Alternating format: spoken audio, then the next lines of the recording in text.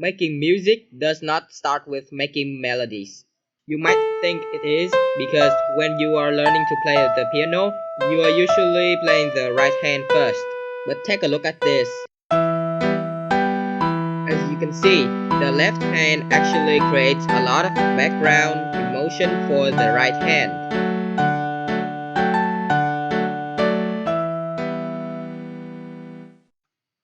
And they are actually called chords. There are four basic types of chord, two easy ones and two hard ones. I would recommend you to use the first one as a beginner, the third one too if you know what you are doing, and the last one too if you really know what you are doing. To construct a major chord, play a random note, then go up 4 semitones, then play another note, then go up 3 more semitones, and then play another note.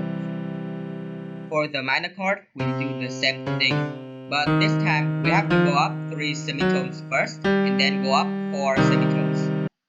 For the diminished chord, we go up 3 semitones 2 times.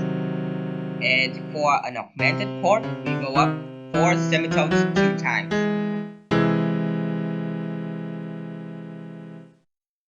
Also, should I mention that there are sus chords? If we combine those chords, they will become chord progression and they are the backbone of a song. Now with our knowledge, let's make a chord progression.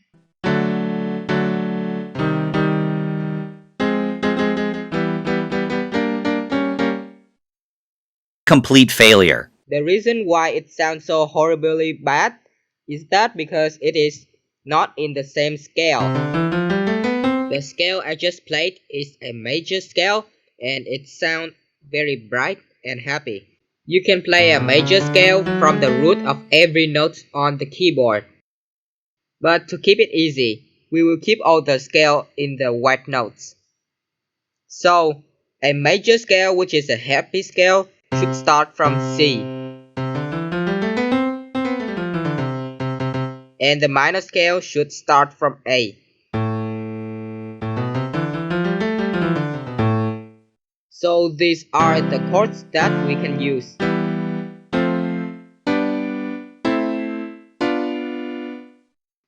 Okay, now let's play a proper chord progression.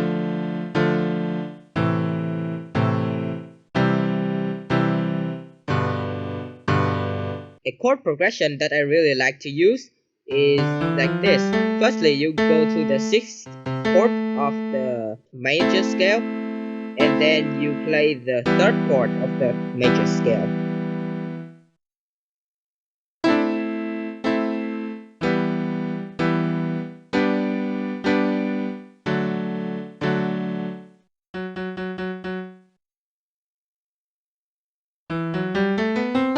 Now let's go back to the A minor scale, which is all in white key.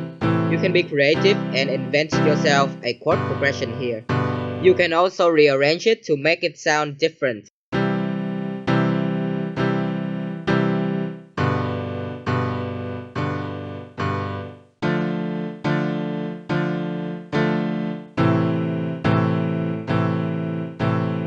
Now let's analyze further how we can manipulate the emotion of the song. Take this for example.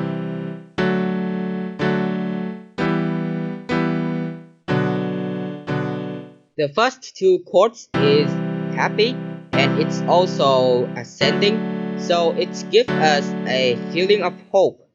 The next two chords are minor, so it is sad and it's also descending, so it adds some of the twist and touch for the song which make it emotional. Next example, I alternate between a major chord and a minor chord, which make it sounds pretty nostalgia because it makes your emotion alternate.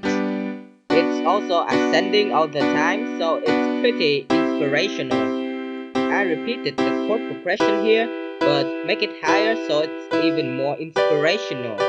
Finally, I changed the final chord to spice things up and resolve the chord progression. So now we have introduced some emotion into our song. But currently it's just way too boring. Check this for example.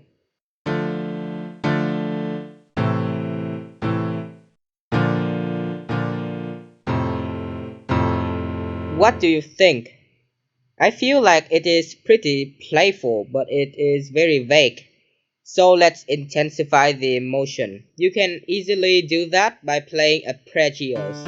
Usually an upward arpeggio sounds pretty happy and active, while a downward arpeggio sounds sadder and more depressing.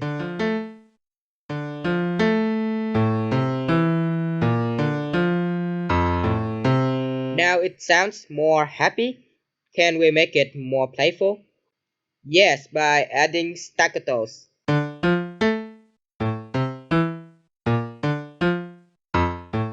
I also added a second part to spice things up and resolve the chord progression. Now it sounded more playful. Can we make it more active and childish? Of course, yes, by making the arpeggios more funky.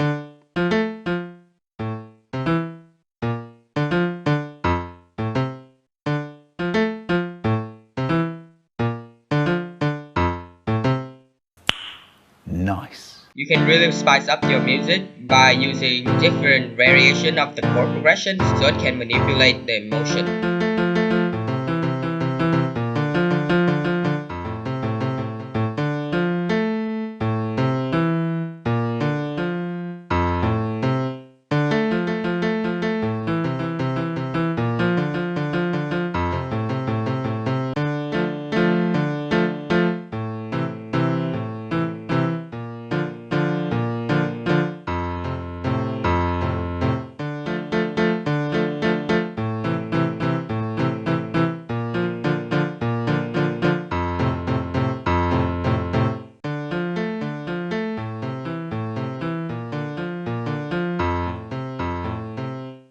Now I'll teach you one more way to manipulate the emotion of the song. Let's take this for example.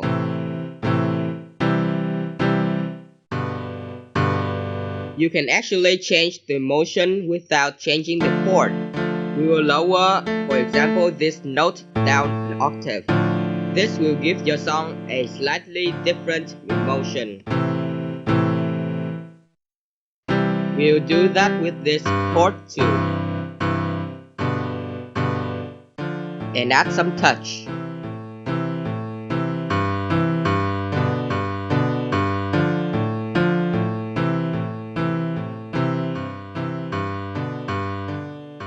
Low notes tend to sound depressing, but how about high notes?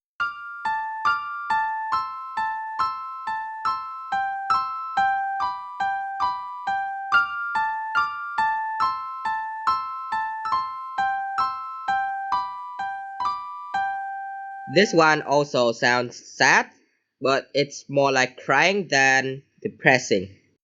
Now earlier I do mention the sus chord, and these chords are actually used to connect two chords. Now if you want to get more complex emotions, you can actually use the 7 chords. Go up for more semitones from a major chord will give you a major 7 chord. Well, I haven't used this in my song before, so I don't really know when to use it. Now if instead you go up 3 semitones, you will get a dominant chord. Now this one is actually used a lot in classical music to resolve chords. Now if you use a minor chord instead of a major chord, you'll get a minor 7 chord. And again, I don't know the application of this. Now if you actually flat the 5th note, you will get a half diminished chord. This is actually my favorite 7th chord because it has a dark but not so dark feeling.